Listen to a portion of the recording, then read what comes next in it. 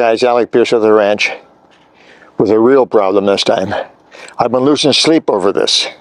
Seriously, I haven't slept well for a couple of 3 days worrying about this. It's not a big deal, but at my age, retired and everything else, I shouldn't be worrying about things, but I am. This is our Ranger, our Polaris Ranger. We love this machine. We've had it for half a dozen years, and we have good care of it.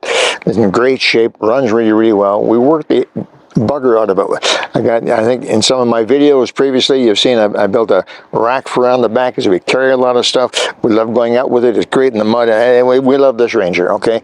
The Ranger is probably our second favorite toy, the third favorite if you include Diana, but the tractor would be number 2 then, and the Ranger's number 3.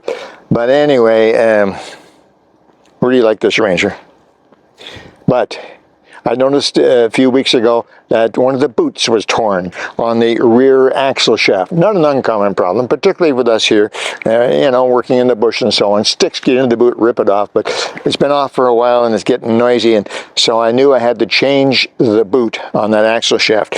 Well, that's a nuisance because taking the axle apart to get the boot off is a real problem.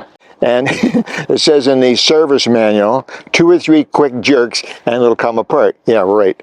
Well, that's if it's been done regularly and well greased. Unfortunately, nobody does that. You don't take the axles out every year, which you should do.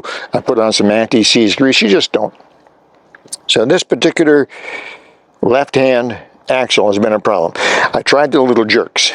Nothing happened. I tried the big jerks. Nothing happened. I put a come-along on it, a 4-ton come-along on it, and pulled and pulled and pulled. I tied the Ranger to the tractor so it wouldn't move, come along. You know what happened? It pulled my tractor along the cement. Yeah. So anyway, nothing was working. I have tried everything. I'm on YouTube. There must be 20 or 30 videos on YouTube how to get the axles out of these things. It obviously is a common problem. I tried them all. 25-pound sledgehammer, right, Diana? 25-pound sledgehammer hooked to a chain, slamming it. Wasn't going to come out. So I've been losing sleep over it. The reason I've been losing sleep is the axles are not expensive. $100 or so gets you a brand spanking new axle complete, end to end, 2 new CV joints, grease, ready to slip it in and off you go. Yeah. So that's not expensive. But getting that axle out has been a real problem. It was not coming out. I've soaked it with tried to soak it, tipped the machine a little bit, got liquid wrench, you know, a thread loosener in there. There's no way that axle was coming out easily. So finally I got fed up. And I said to Diana, we got 2 choices. I either yank the goddamn thing out of there, and one of 2 things will happen. It'll come out, or the transmission to be ruined. The transmission is, I don't know what it is, it's got to be $1,000 at least for a good used transmission, probably $3 grand for a new one, plus 3 days of work. Anyway, so I got it out. This is an extreme case,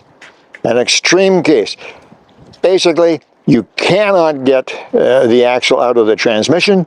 This is the last resort. If this doesn't work, call your neighbors over with some beer and some hot dogs and have a fire. Burn the Ranger. Here's what I did. I welded, I have a picture here, I welded a piece of chain onto the inboard axle part that's stuck in the transmission.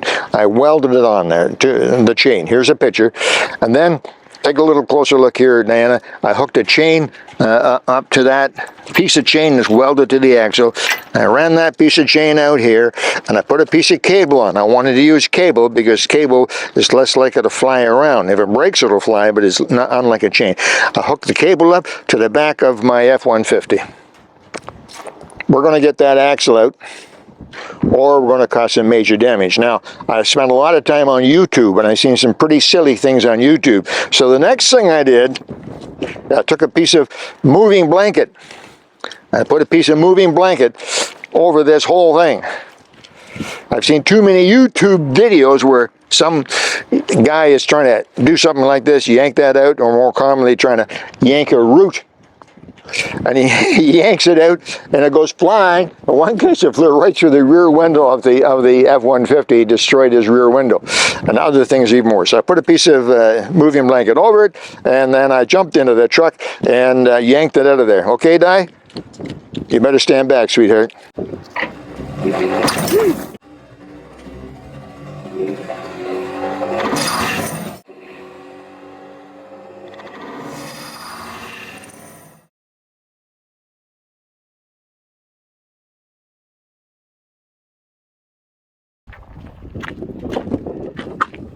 success.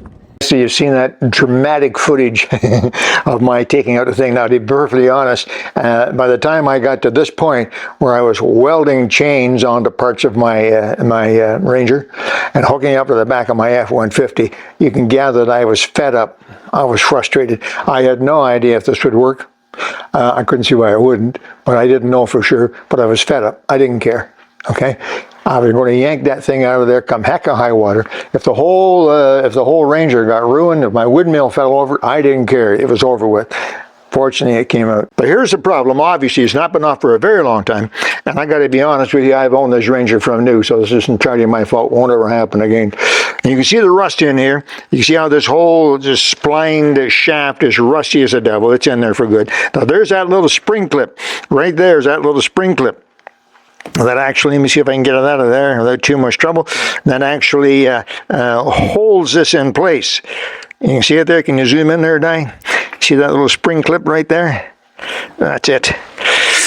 New shafts come with a new spring clip, so I don't care if I ruin this, but there we go.